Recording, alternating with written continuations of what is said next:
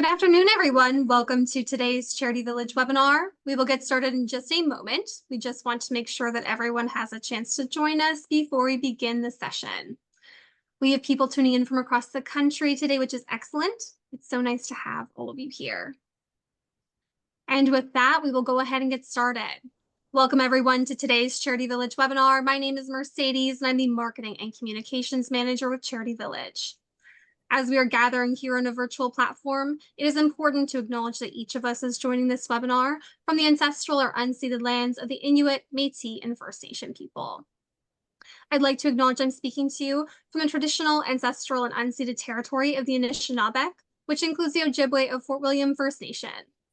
Please join us in a moment of reflection as we recognize the Indigenous peoples as the stewards of this land. Let's acknowledge the mistakes and harm in our history and the ongoing injustice, and contemplate tangible actions each of us can take to move forward in a spirit of truth, reconciliation, and collaboration.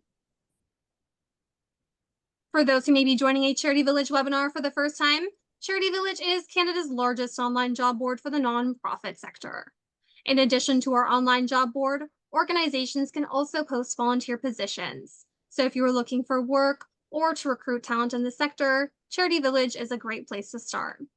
We also have a ton of excellent resources for nonprofit professionals, including online courses, articles, fundraising tools, and free webinars like the one we are presenting today. Before we start today's webinar, I would like to quickly run through some housekeeping items. You may have noticed when you joined the webinar that you were automatically put on mute. Since we have hundreds of participants in today's session, it is important for us to minimize the amount of background noise so that everyone can clearly hear the presentation. But you can still ask questions and make comments using the question box at the bottom of the Zoom control panel. Look for that at the bottom of your screen. You can also email your questions to webinars@charityvillage.com. We will be taking questions at the end of the webinar, so please submit your questions as you think of them, and we will do our best to get to as many as possible. If you happen to encounter any technical issues with the webinar, whether with viewing the presentation or with the audio, please let us know in the question box or by sending us an email. We will do our best to get any technical difficulties resolved as quickly as possible. But in a worst case scenario, please remember that we are recording today's webinar and we will send you the full recording by email tomorrow. So if you get called away or disconnected, you will still be able to view the full presentation. And with that, I would like to welcome our presenter for today, Elizabeth Bishop. Hi, everyone. I'm thrilled to be here. Thank you for that introduction, Mercedes. And I'd like to just acknowledge that I'm joining today from the unceded territories of the Musqueam, Squamish, and Tsleil-Waututh people here in Vancouver, BC. So today is really an invitation into a conversation, and I'm hoping that we can make it as sort of interactive as possible, considering that we're in this format and there's many people online. So there will be a few times throughout that you have a few poll questions to respond to, and then some reflection questions as well that I'll ask if people are interested in participating to share their ideas or thoughts or responses in the Q&A, and Mercedes and Charlie will help me to access that. So the work I'm going to share with you today is based on my research, which I'm going to tell you a little bit more about in a few minutes. A few years ago, I wrote a book called Conscious Service. It's a very long title. 10 Ways to Reclaim Your Calling, Move Beyond Burnout, and Make a Difference Without Sacrificing Yourself. And it was published with Hazelden Publishing. And Charity Village and I have been working on a guide for social service workers that is sort of a companion to this webinar, and that will be available soon. And it'll expand on some of the things we're talking about today. And I believe that you'll receive a link. You can advance the slide, Charlie. Thank you. So I will talk more about the conscious service approach in a few minutes, but for now, I'm just going to tell you that it's a set of guiding principles extended as invitations into ways of being and experiencing service. And there's 10 invitations in total, but today we're going to focus on 4. The invitation to presence, invitation to discovery, invitation to enlightenment, and invitation to compassion. But before that, we're going to look a little bit at myth busting. And as I said, I'll tell you a little bit more detail about conscious service approach. So right now I'd like to do a poll question, and perhaps we can, there we go, advance the slide there too, Charlie. So Which aspect of conscious service is most inviting to you right now, in this moment? What's speaking to you? Is it presence, discovery, enlightenment, or compassion? Just take a moment to put your answers in there, and Mercedes will let us know when we've got some numbers. Mm. Okay, so that's interesting. It looks like compassion is out in the lead with 37%, but otherwise it's almost neck and neck with presence and discovery and a little bit less for enlightenment. Thank you. Well, good. I think we'll have a nice balanced discussion today. So we are going to explore these invitations, those 4 invitations, in a number of different ways. And my hope is that by the end of our time together, that you're going to be able to have a sense of a personal definition, and I'm thinking a holistic personal definition of what presence, discovery, enlightenment, compassion, and conscious service all mean to you and how you experience these states. And then we'll talk as well about some practical strategies. I'm sorry, Charlie, we should be on the next slide. The learning objectives. And we'll plan to leave with an intention and pathway forward to integrate practices that resonate most with you right now. Okay, next slide, Charlie. I got to remember to do that. Thank you. So I wanted to talk first about some myth busting and some of these, common adages that we hear a lot in our day-to-day reality, and especially I think in social services. And I think it's important to explore them, these ideas about work life in social services that often seem difficult to achieve in practical terms.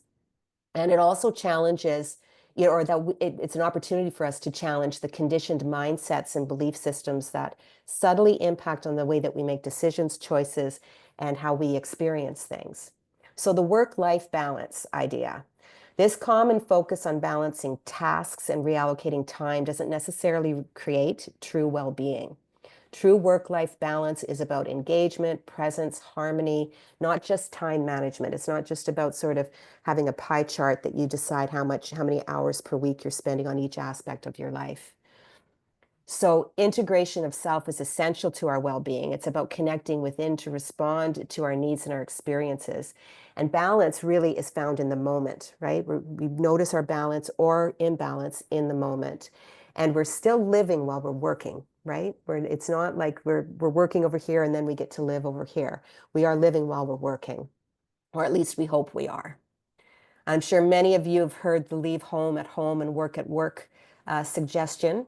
And the challenge of leaving work at work and home at home is really more about cultivating presence in both areas, being here now, wherever it is that you are. So being present at work obviously allows for engagement, authentic connections.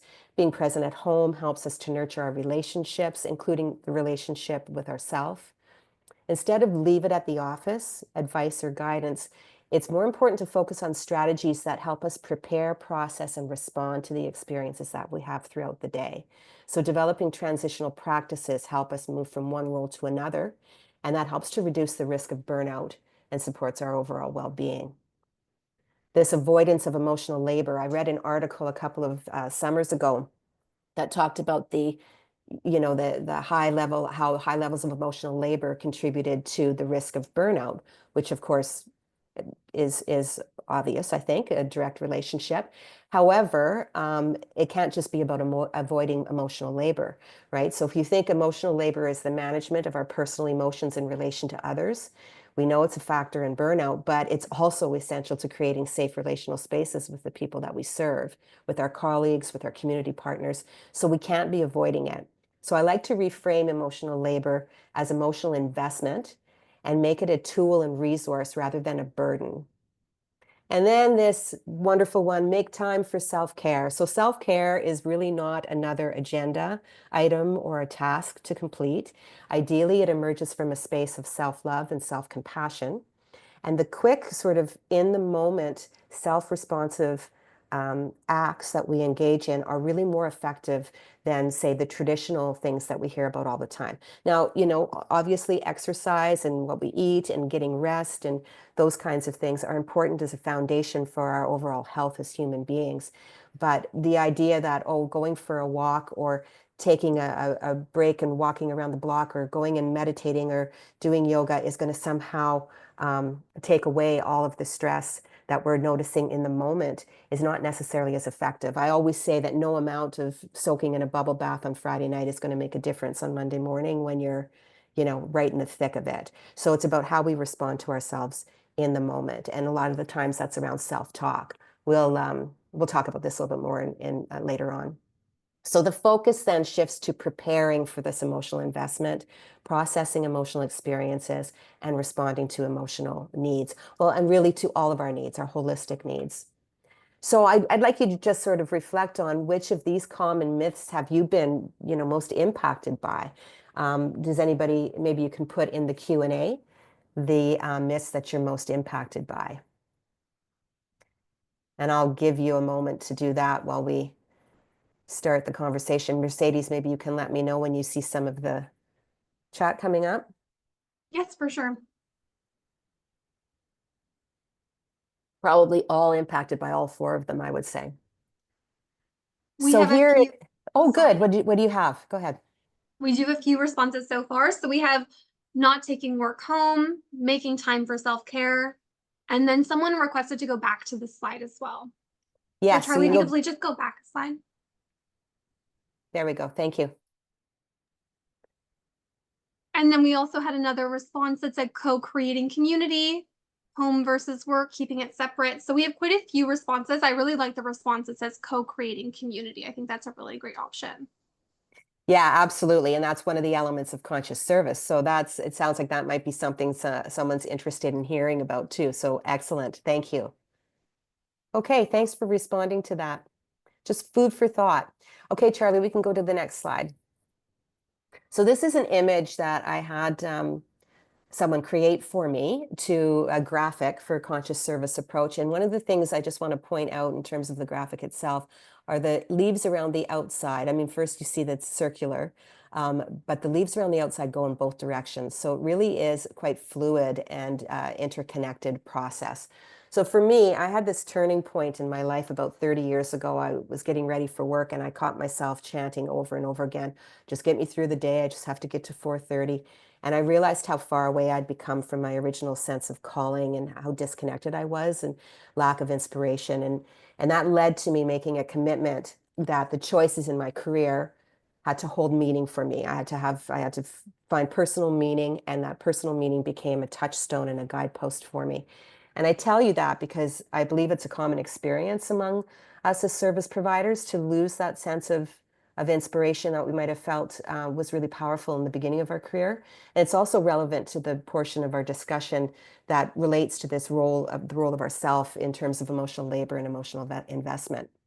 So I continued playing with an idea of personal and professional integration.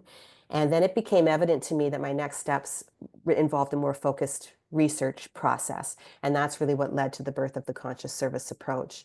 I started out with an emphasis on understanding how to best facilitate self-reflective practice. And then as the study went on, I realized it was much more than that. And I think, I wanted a couple of things. I wanted to challenge language because I think sometimes, we hear buzzwords and then it's just like, oh yeah, I already know about that. And it kind of loses its meaning. So I wanted to alter that a little bit to try to spark curiosity. And I also wanted to think more about how do we create an opportunity for deeper embodiment practices.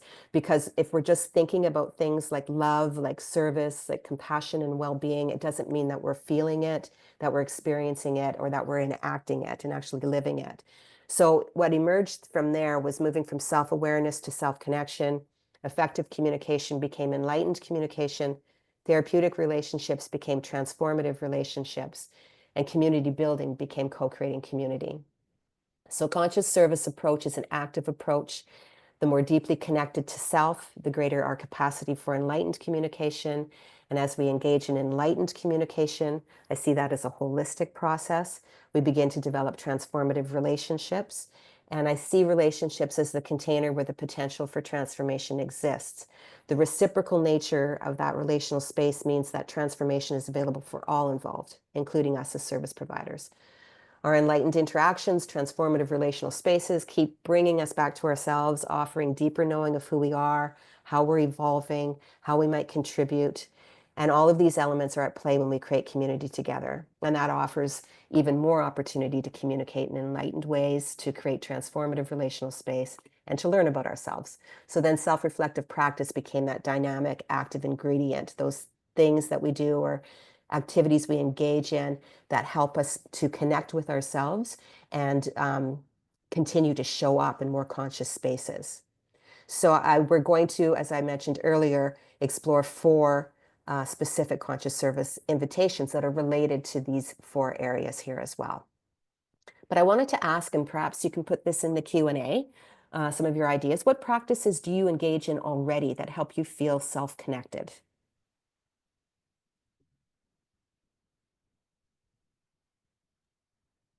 We can switch to the next slide too, Charlie, while people are doing that, if you like. So Mercedes, let me know what you see in the Q&A. We're just waiting to see some responses. So if anybody has anything to provide, just please pop it into the Q&A box. Oh, we just have quite a few coming in now. So Yeah. journaling, meditation, writing, walking, art. And then we also have practicing gratitude daily, professional journaling, morning meditation, painting. We have quite a few individuals noting meditation. And then we have exercise and healthy eating, nature walks, gardening. And then we also have reading. So we have quite a few different Yes. avenues that people use. So I love that. Thank you for sharing those ideas. Those are all practices and activities that are on my list as well. So now I want us to do a little bit of an experiential exercise here. And this is something that I start all of my classes with when I'm teaching at the college and most of my workshops. And I do it partly for myself as well. I know we're 15, 17 minutes in here, but it's a nice way of settling in and becoming present. But it's also, I wanted to share it with you as an experience. And some of you may be doing things like this already, or it might be very much connected to what you do in your meditations. But it's something that we can tap into very, very quickly. So I'm going to invite you to close your eyes or just relax your eyes if that's more comfortable, or even fix your eyes on an object in the room around you. And take a few deep breaths to begin with.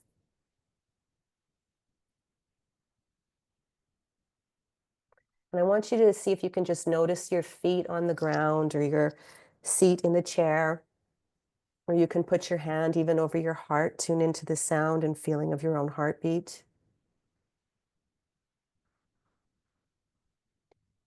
And then for those of you who know where this space is already, great, just go there. For those of you who aren't sure, see if you can locate it. And I'm calling it an inner oasis, but you might call it a sacred space.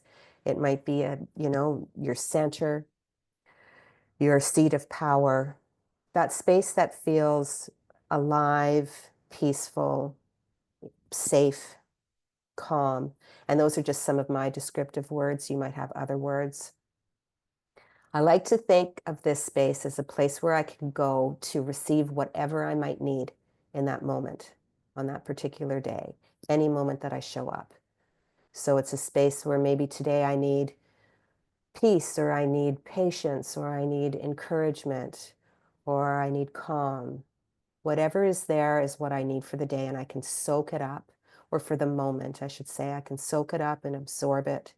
And even when I open up my eyes and move forward, I can bring those qualities with me. And they may change every single time I visit this space. Also notice where that space seems to be in your body. For me, quite often, it's in my solar plexus belly area that I feel in my center.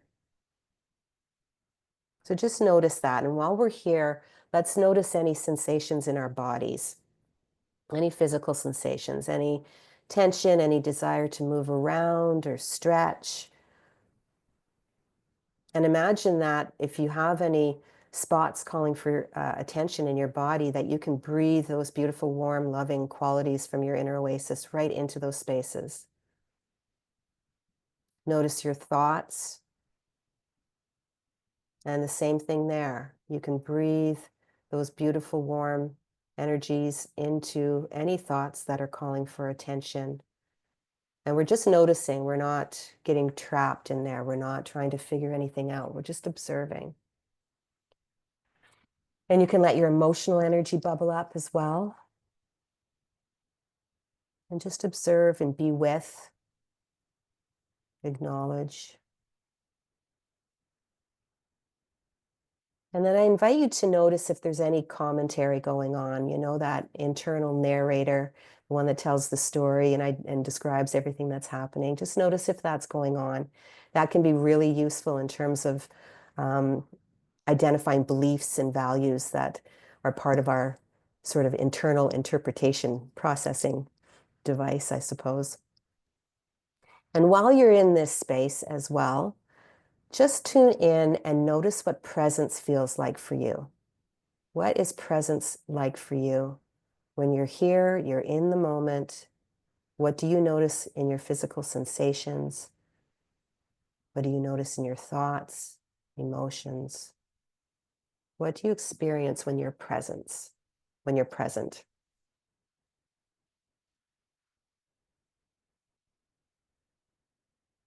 And in this space, it's also very powerful to set intentions. So we could set intentions for the rest of our time together. We could say that we intend to learn from and with each other, that we intend to enjoy our time together, that we intend to come out at the end with something valuable that we can take with us. And it's important to offer gratitude in this space as well for anything that you've received and for the opportunity that we have. So take a couple more deep breaths and come back. So I would encourage you to just jot down any insights that came up for you in that, anything you noticed in your body when you were tuning into the experience of presence. Because when we can identify those states of being, then we know when we're in it, but we also know when we are not in it, right? And those can act as cues for us to come back into the moment, for example, if we're talking about presence. But it's true with everything else as well: compassion, respect, empathy. We can go to the next slide, Charlie. So when we're accepting this invitation to presence, contrary to popular belief, it doesn't take more time to be present. I recently heard guidance from a spiritual teacher encouraging listeners to make time to just be present. And I noticed how often we equate being in the moment with some form of activity. It's important that we're intentional about being present and connected to ourselves and each other, being here more holistically, but being isn't doing. So it really doesn't take more time to be in the moment. It just starts with that intentionality and becomes real as we live and as we be into each moment. So it's a way of being, not a thing to do. So you're invited into a place of presence with yourself, your experiences in your relationships. And the beautiful thing is that the invitation to presence is available in every moment. But most of the time, or many times, we miss it, don't we? So developing those in-the-moment strategies is key to engaging in self-responsive approaches related to caring for ourselves, listening to ourselves, responding to ourselves, hearing our intuition. I often find that one of the most powerful moments is that when I first open my eyes in the morning, when I first wake up, to notice what's going on in my body, what's my energy like today, am I worried about something? Do I have some dread or fear, a knot in my belly or a lump in my throat? Do I have a whole story going on already about what's unfolding, and tuning into that? And then really centering into the wisdom of our body. So we can use centering activities like we just went through to tune into that wisdom and noticing the sensations, spaces of expansion and tension, noticing our thoughts and emotions as we did. Noticing too that this is where we get the information that tells us about what we need to do to care for ourselves. If we're hungry, if we're tired, if we're stressed. It also is the space where we can hear or feel a yes, a no, I need more time, whatever it might be. So setting intentions in that space, again, is very important, as we just did. Listening, feeling, observing, becoming curious about what's going on. We can ask ourselves powerful guiding questions like, what matters most to me today? How do I wish to experience and feel during the day? What do I hope to contribute and receive? What am I curious about right now? So starting from a place of self-love really helps us to develop a self-compassionate approach. And then it's so much easier to show compassion to other people when we're actively feeling love for ourselves and for others as well. And that doesn't mean we have to agree with them. But in this state of self-love and compassion, the actions we take to meet our needs become then natural outcomes. So if we're in a self-loving space, approaching with self-compassion, then naturally, organically, we care about ourselves and we take the actions that we need to take.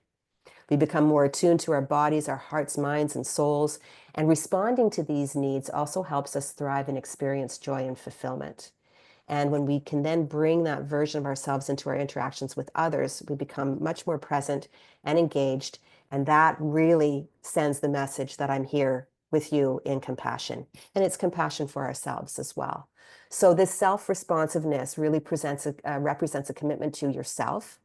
And even if we drift away from it, we can always return back to our center. And in fact, we do, right? It's fluid. Self-responsiveness requires that presence, and it's a promise and a practice to help us stay grounded. And I would mention too that yes, when I talk about the first moment of the day being quite powerful, any moment can be powerful, right? It's that moment when we just tune in and come back to ourselves that can hold so much magic. So let's move on to our next invitation, which is the invitation to discovery. And you'll see self-connection is here again. Thanks, Charlie. Self-connection can be enhanced through personal self-reflective practices that you actually all shared a few minutes ago. And engaging in self-reflection helps us to stay connected to our experience. The more we practice that, the more frequently we experience that self-connection. And then over time, we become familiar with the feeling of being self-connected, and we can notice when we become disconnected, right? So it keeps us in touch with our experience, our well-being needs, our own evolution. And it's important to use a variety of different strategies like the ones that you talked about, especially some of them like meditation, journaling, being outside, things like that. If you have longer periods of time and you want to be really intentional with self-reflection, maybe there's something you want to think about, choices or decisions you have to make, that you can go into that space and use those tools to really listen in. But we also want in the moment responses or strategies that we use for when we need immediate support. So quite often that will show up more like taking a breath, or speaking to ourselves with kindness and compassion, or asking ourselves a question, or putting our hand over our heart, go and washing our hands, whatever it might be that helps us to move into that space and to acknowledge ourselves. Let's go to the next slide and the next poll question. So how often do you engage in self-reflective practices like the ones you talked about? Daily, weekly, occasionally, or rarely? We'll give that a moment. It's really self-reflective practice is anything you engage in that brings you closer to that sense of presence and connection with yourself. And again, that connection in the moment is the goal. Okay, nice. So we've got some pretty active people here, daily, weekly, occasionally, and a few rarely. So it is a practice, right? It's a practice that we have to practice. Thanks, Mercedes. We can move to the next slide, Charlie, in order to make it sort of second nature. So when we accept this invitation to discovery, the path to deeper self-connection begins with this discovery about ourselves, like what makes us tick, what matters to me, how my whole being communicates with me. It can also, this invitation to discovery can reveal our greatest contributions, our passions, our curiosities. It can offer a roadmap to joy and fulfillment. And joy and fulfillment are directly tied to our sense of well-being. So you might notice that where there's no joy, then the well-being is often compromised as well. Knowing joy as a foundation in your vocation will strengthen your work. It provides a sense that you're where you're meant to be and doing what you're meant to do. And even in challenging times, then that foundation of joy sustains you. It can help you connect with others, remain present without losing yourself, and it strengthens that capacity for emotional investment. And understanding what matters to us then guides our service contributions, illuminates growth and learning opportunities. So being in touch with your strengths and your gifts can kind of provide you with a way forward in terms of your career development and what really lights you up, which is a self-responsive, self-loving act to engage in, that matters to you. But also when we're in touch with our strengths and our gifts, it can help us to create that solid foundation that makes it safer to grow and expand and to challenge ourselves. Let's go to the next slide, please, Charlie. So now we're looking at the invitation to enlightenment. So this invitation invites you into a space where communicating with love is the priority. And service can be seen as an expression of love in the world, with core qualities in social services like respect, compassion, empathy, unconditional positive regard, acceptance, kindness, warmth. Those are all expressions of love. But love can be difficult to talk about for some, especially when it is in the workplace, right? So many people have a hard time talking about love in the workplace. So let's spend a little bit of time considering how intentionality, authenticity, and integrity influence our interactions with colleagues and also with people who access services. So just think about those three things: intentionality, authenticity, and integrity as elements of enlightened communication. Next slide, please, Charlie. So accepting this invitation really starts with intention. Communicating with love begins with the intention to communicate with love. So it could just be as simple as taking a moment before our interactions to breathe deeply and to declare to ourselves, I will communicate with love. We don't have to figure out exactly what that means or what those words are, just that we are intending to communicate with love. And if challenges arise in a relationship or we're in conflict, we can ask ourselves, what would it take for me to communicate with love? And we can tune into the experience of love within ourselves and cultivate that. And it doesn't require that we have external validation. We can practice loving ourselves and our lives independently. And the more we cultivate that, the easier it is to show up in a loving energy with other people.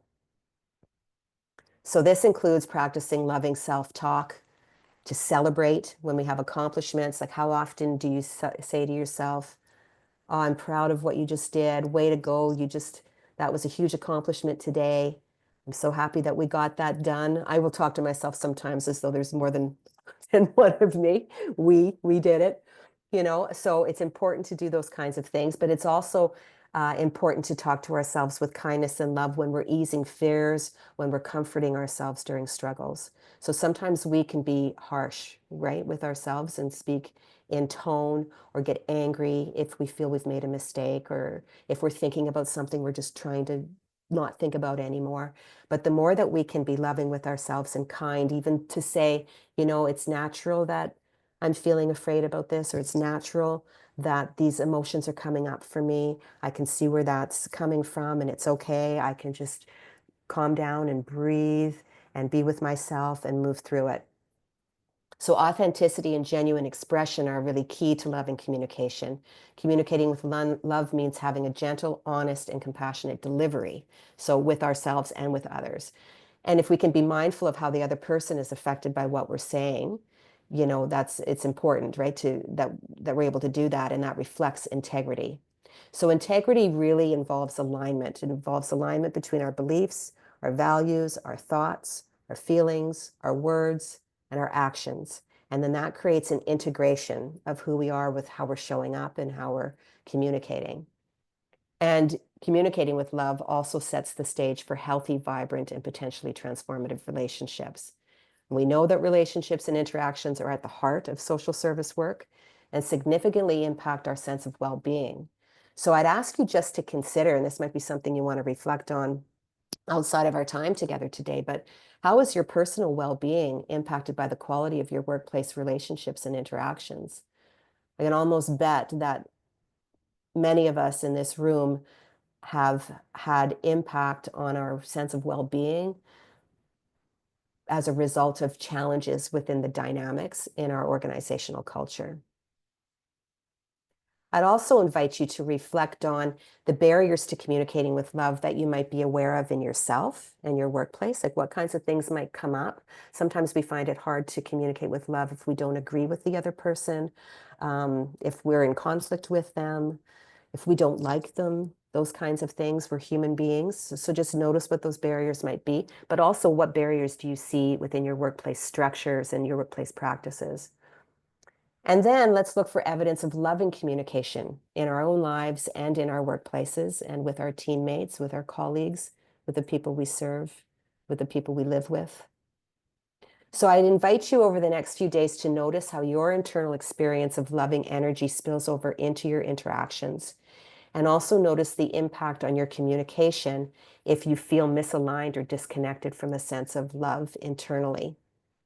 We know we can't control how others communicate with us, but we can choose how we're going to engage and how we're going to show up. So I always remind myself to not let the actions of other people take me out of my own integrity and cause me to behave in ways that I won't feel good about. Next slide, Charlie, please. Thank you. So the invitation to compassion. And compassion is an expression of love. I believe I said that a little while ago. Compassion is a guiding principle in social services organizations, but again, it must start with offering it to ourselves first. So let's do another poll question here, and we can go to the next slide, Charlie. So what is the biggest challenge in maintaining well-being as a service provider? Is it finding balance? Is it the emotional labor? Is it lack of self-care? Or is it compassion fatigue? We'll give you a moment to respond to that. I wouldn't be surprised if some of you would like to choose more than one. Probably could have made that an option. That's okay. Choose the one that seems to be speaking to you most right now. Biggest challenge in maintaining well-being as a service provider. Finding balance, emotional labor, lack of self-care, compassion fatigue. Finding balance is big, compassion fatigue, they're almost equal. Emotional labor and lack of self-care. Okay, thank you for answering that. Let's go to the next slide, Charlie. So we're going to talk about compassion fatigue. It's often seen as a risk in service-based work, isn't it? But the term I find is misleading because compassion itself doesn't make us tired.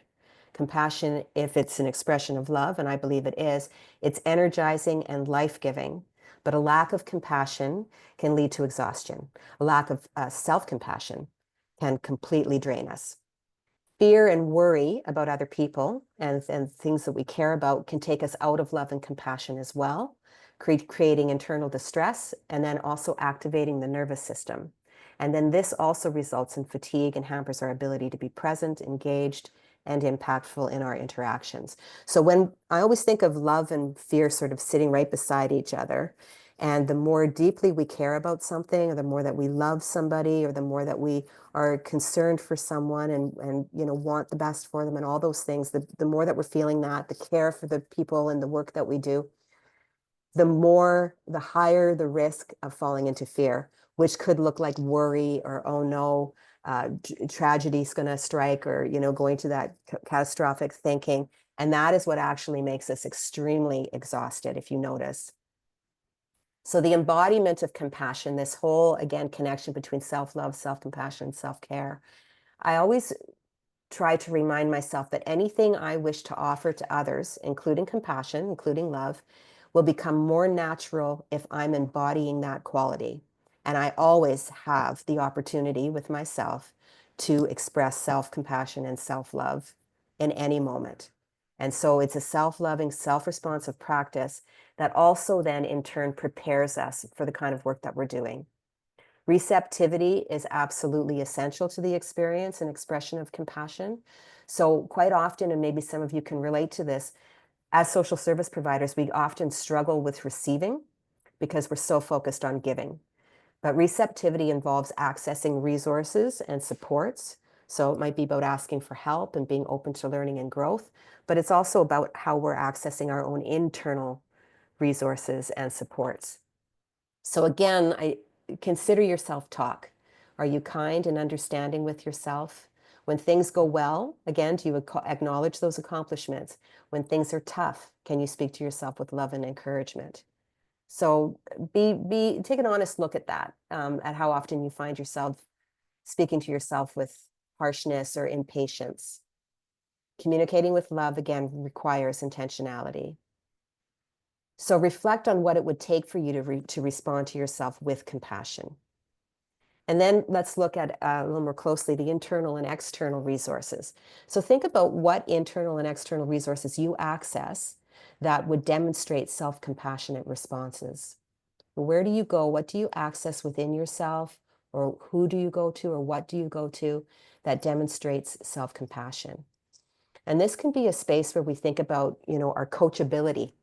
When we're coachable or teachable, that's an indicator of our receptivity. So committing to our own personal learning and growth, especially in times of challenge, really does require a lot of vulnerability and then compassion, self-compassion, doesn't it? We can take the lead when we identify growth opportunities. If we're pursuing a passion, if we're wanting to improve on something we consider a weakness or a challenge area, when we take the lead, that's also another way of demonstrating receptivity, coachability, and self-compassion. And then, of course, we can be a resource for other people too. So we want to be developing our capacity to be the resource for others. And when we've integrated skills and approaches into our own life and our own practice, we can share that wisdom with other people. We can be a safe sounding board for others by being approachable, gracious, trustworthy, listening without judgment, without that urge that we have to fix something. We can encourage other people to find their own answers without directing their path. I think that safe sounding boards are essential to healthy organizational functioning in workplaces if we want to be grounded in safe relational space with each other. So when I think of safe sounding boards, I think that they're sacred. What is said here stays here. I don't jump on your bandwagon if you're upset with somebody. I don't take sides. I don't tell anybody else about what's going on. I don't, sort of um, not share my observations. I can be transparent and say, what about this? Or what do you need from me?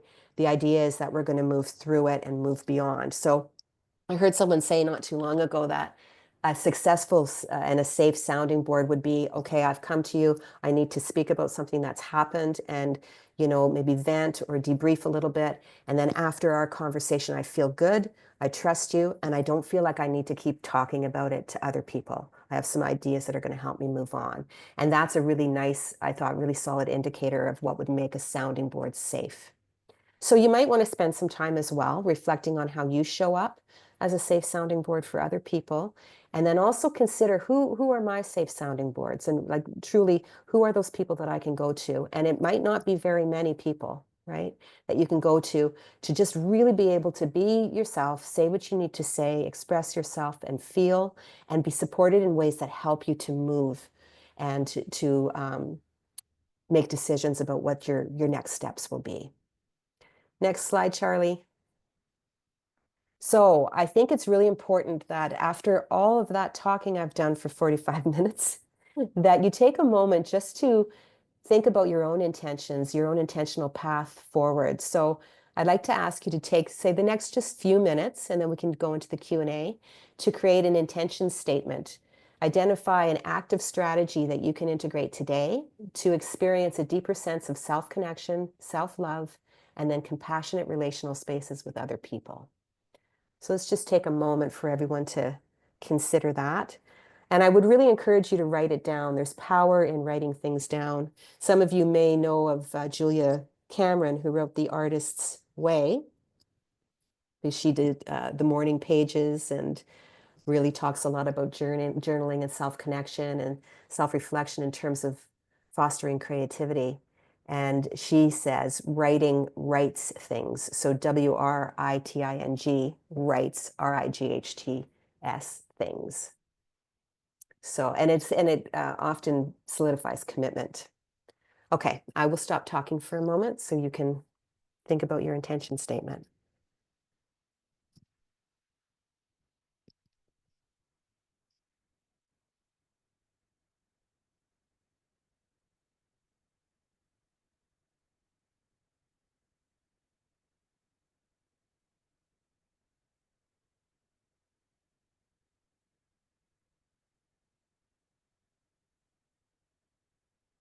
Okay, we can go to the next slide, Charlie.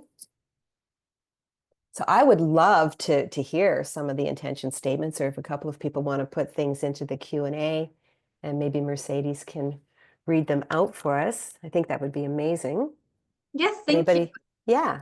We just had one question. So, an individual asked if we could please provide an example of an intention statement just so they have a basis to start Oh, from. sure. So you could say that I intend to tune into my inner oasis every day and absorb the qualities that are there for me. Wonderful. Or, Thank you very much, yeah, Elizabeth. okay, no problem. We I could have go on one and on. actually already. Nice. So, step back and take a moment to reflect before moving forward. Yes. There is so much. I always think of that as the point of power, especially if we know how our communication interactions can get quite dynamic and, sometimes very passionate, right? And if we can take that moment, and even within ourselves, to breathe and come into the space before we act, there's so much power just in that split second. Very true. And we received a few more. So, an individual wrote, I intend to hear the voice of nature and the words of animals around me. The next individual wrote, breathe for 5 seconds at the top of every hour for more presence. I feel like we should all probably do that. Yes. And then we have another one. I intend to take every step with openness, compassion, and honor my intuition. And then we have, I intend to find time for simply stopping and reflecting. And then we have quite a few coming in. So I'll just pick one Yay. last one to read. So this individual wrote, I will communicate with love and work to identify and notice self talk. Beautiful. I love those. I absolutely love them. And I just thought of one other strategy that, and some of you might know about this, but if you've not heard of it, it's called I've heard it been called the 90-second emotional wave, and it's like riding the 90-second emotional wave. So the idea is that we can allow emotions to flow through us, and they will in about 90 seconds. Doesn't mean that it won't be like this all day long, like several sets of 90 seconds, but that an emotion will flow through us in about 90 seconds if we can just let ourselves be with it. So I sometimes will imagine if I'm noticing something happening, which often feels like a knot in my belly, then I might sit down and imagine I go back into my inner oasis, and I'm just going to be in my inner oasis while I pay attention to that knot and breathe and maybe speak with kindness to myself and allow it to flow through. And if I feel like I'm going to get caught in a story about why the knot is there, instead just describe the knot. I notice this knot in my belly. It's there. I understand why it's there. This is natural response to something that's happening. I'm just going to breathe. Those kinds of things. And it really does flow through. And as I said, it may come back, but it's a really solid strategy. And I think we're doing a lot more for ourselves in that 90 seconds than we could ever do by pushing it over onto the shelf and trying to carry on with something where it then just festers and comes up in other ways, right? We know that contributes to a lot of problems with stress and health and well-being. Thank you for sharing those intention statements. I love it. Shall we jump into the Q&A?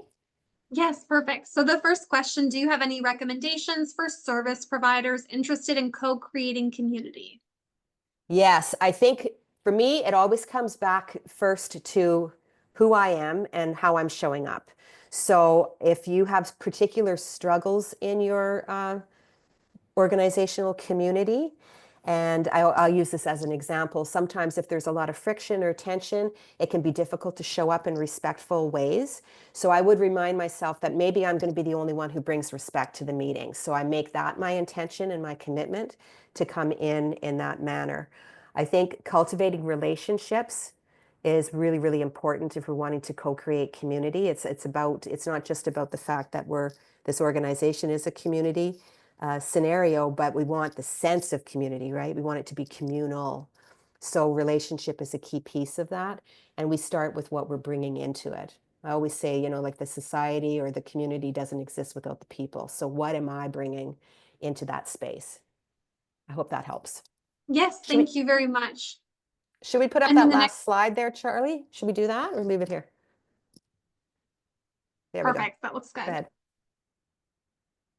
Amazing. The next question, do you have any tips for nonprofit professionals to manage difficult situations in the workplace? Yeah, I think some of the most difficult interpersonal situations are the ones that challenge us the most to communicate with love. So again, preparing ourselves and allowing there to be the intentions that we might have in those dynamics that aren't all flowers and butterflies and unicorns. Okay. So if you imagine, you close your eyes and you imagine this situation that you're struggling with within the organization, focus in on something. And then notice what your intentional energy is, like what comes up to begin with. It could be, I just want them to stop doing X, Y, and Z. I just want to get them to understand this. I just want them to start doing whatever, like I want to win the argument, whatever it might be, and allow that to be natural. And then keep going beneath it in deeper layers, because what would you really like to see happen?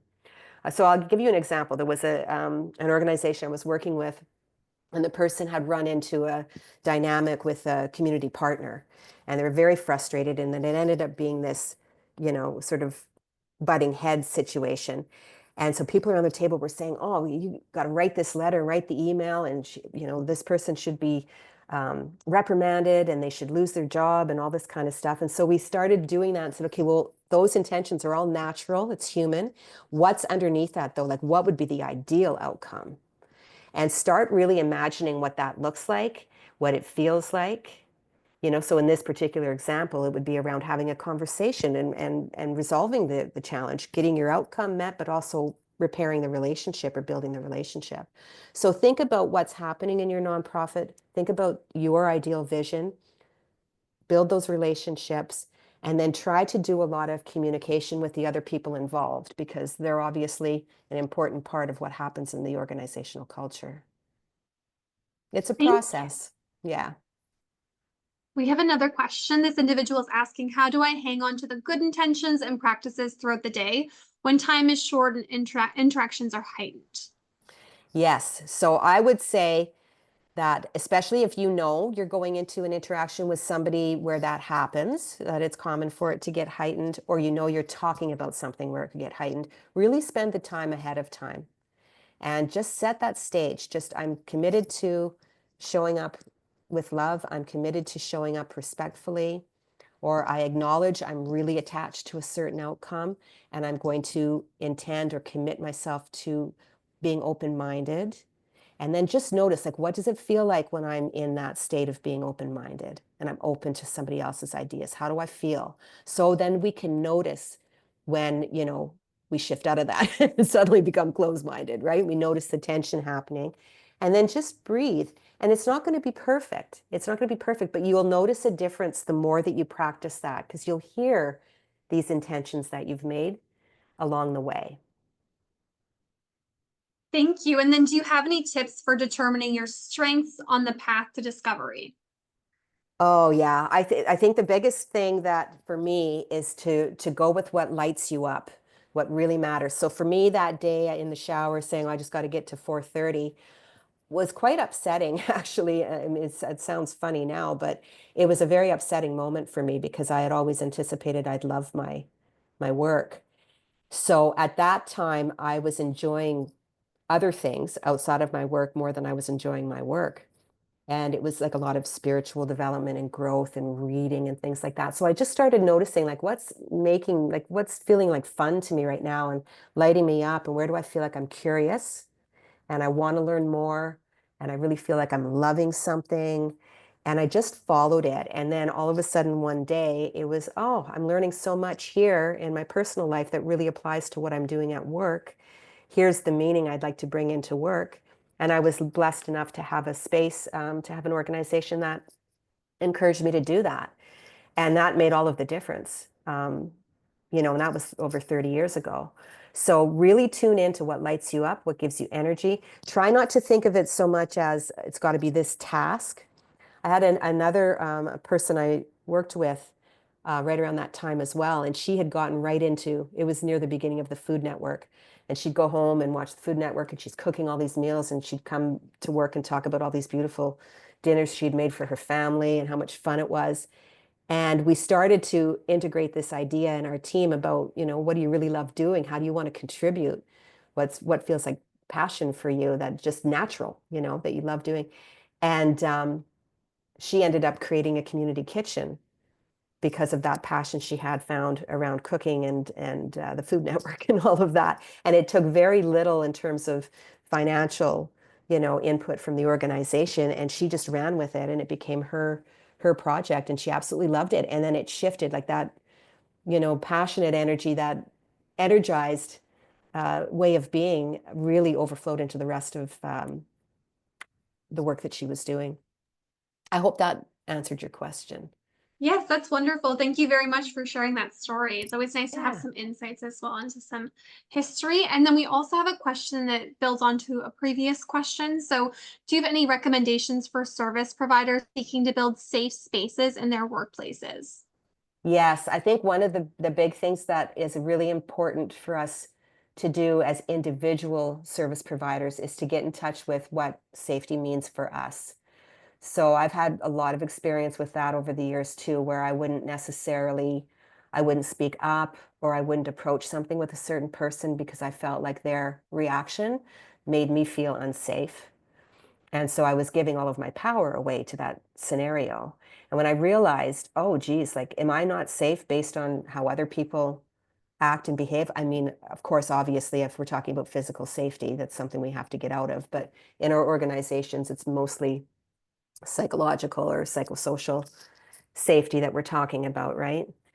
So really get in touch with what ingredients go into your feeling safe, what supports you to feel safe, what supports you internally, but also externally.